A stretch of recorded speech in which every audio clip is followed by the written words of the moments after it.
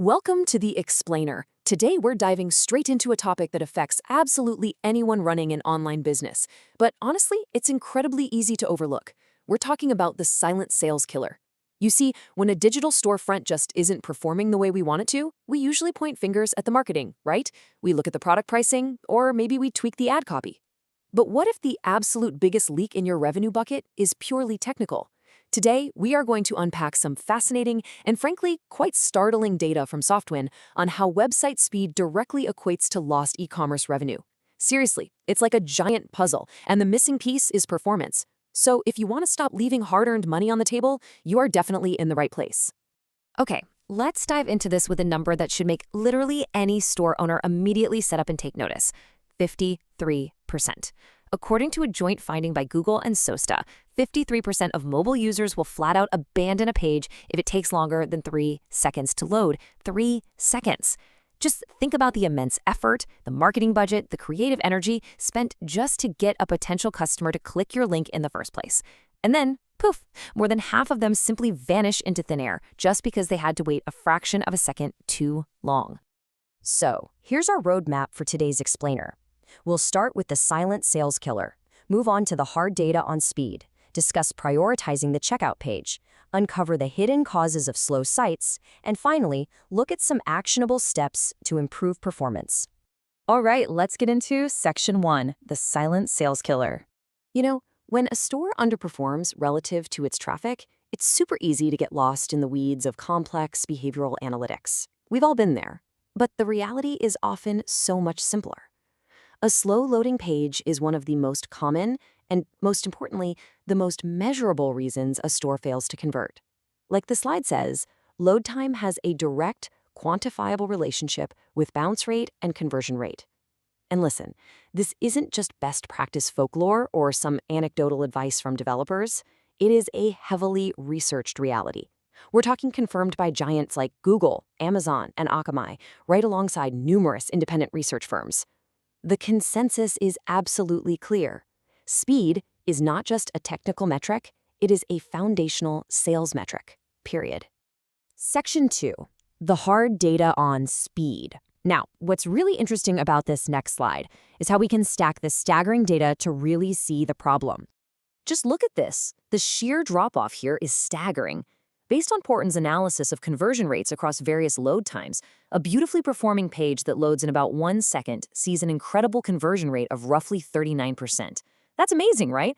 But watch what happens at a 2.4-second load time. That conversion rate falls off an absolute cliff down to 1.9%.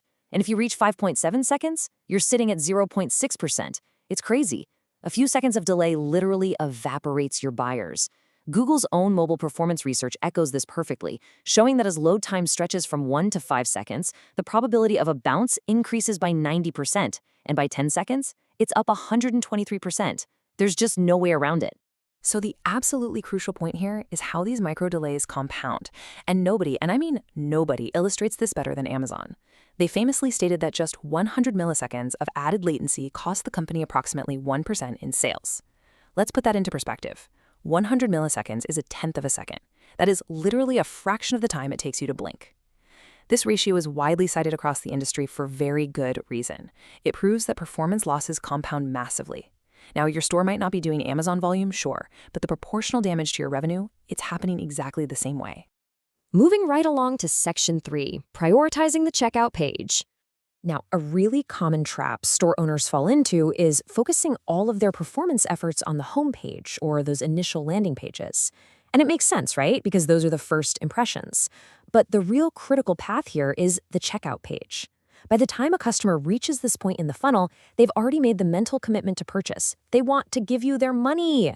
Any added friction here, especially a load delay, just spikes your cart abandonment rate.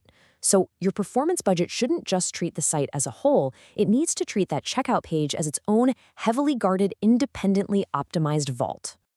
Section 4, hidden causes of slow sites. So, if speed is this vital, why on earth are so many sites so incredibly slow?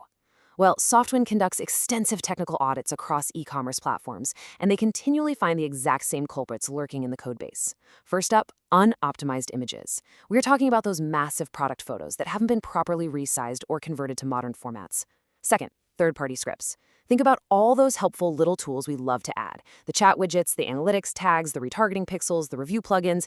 Every single one of them adds weight, and often they load in a render-blocking way, which means the site literally halts until they finish loading. Then we have missing CDN coverage, which we'll actually detail in just a second. Next is theme and plugin bloat. This is incredibly common on Shopify, WooCommerce, and Magento stores, where owners just keep bolting on new apps and extensions over the years. And finally, render blocking CSS and JavaScript, specifically on those crucial product and checkout pages. Let's pull out one of those specific terms to really understand how it harms the user experience. Missing CDN coverage. A CDN is a content delivery network.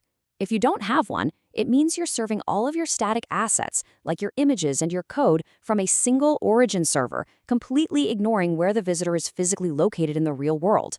So imagine your server is in New York, and your customer is sitting on their couch in Sydney, Australia. Every single image on your page has to travel across the entire globe to reach them. That geographical distance creates huge latency, resulting in a painfully slow load time that will more than likely cause them to bounce before they even get to see your awesome product. Let's move to and see how this builds in Section 5, Steps to Improve Performance. All right, here is your concrete, technical roadmap to reclaim those lost sales. Step 1. Convert heavy images into next-generation formats like WebP or AVIF, and implement lazy loading so that images below the screen simply don't load until the user actually scrolls down to see them. Step 2. Do a ruthless audit of your third-party scripts. If a chat widget isn't absolutely essential for immediate conversion, defer it so it loads after the main page is visible. Step 3. Get a CDN.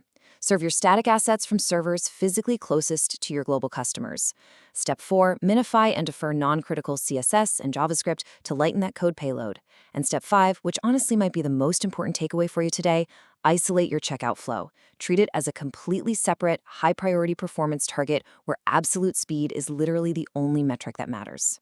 We've seen how just a fraction of a second completely destroys conversion rates, and we've gone over the technical steps required to fix it.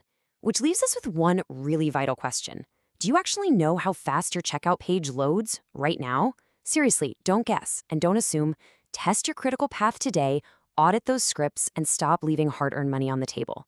Thanks so much for joining me for this explainer. I hope you found it valuable. See you next time.